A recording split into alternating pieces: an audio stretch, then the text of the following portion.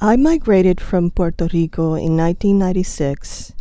Enough English to get by, but no family and very little direct experience with American culture. So, when I got homesick, salsa music brought me back. The last slave ship arrived in Cuba in 1866, 3 years after Lincoln's emancipation.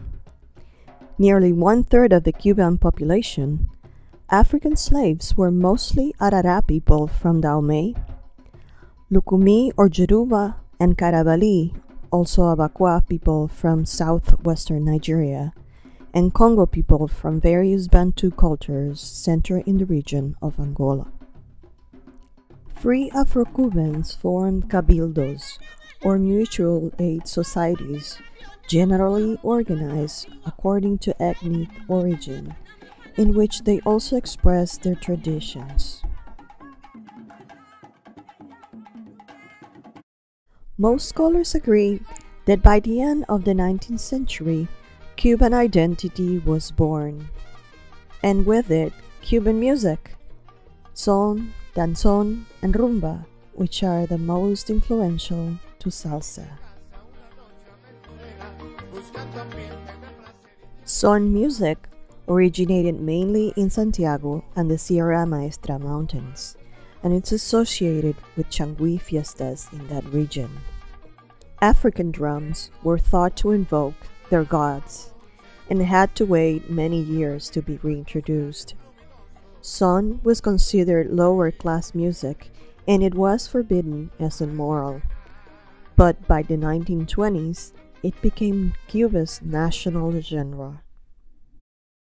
Cuba and Puerto Rico were the last two colonies of Spain. Constant cultural exchange brought influences from flamenco music and Puerto Rican bomba and plena rhythms. As early as 1909, radio recordings came out of Cuba.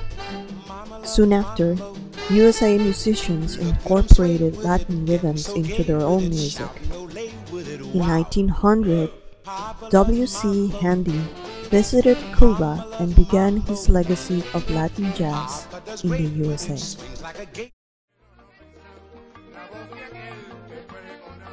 In 1928, Son and Septeto Nacional were the sensation of the Ibero-American Fair in Sevilla, having introduced the new musical rhythm to the European audience. The new sound of Cuba also made headlines at the Century of Progress World Exposition in Chicago in 1933. At the advent of the Revolution of 1959, many Cuban groups, including Sonora Matancera, settled in New York, where they continue to share their music with enthusiastic audiences from all over the world. Fania Records was created in 1964, 2 years after I was born. They revolutionized the genre, renaming it salsa.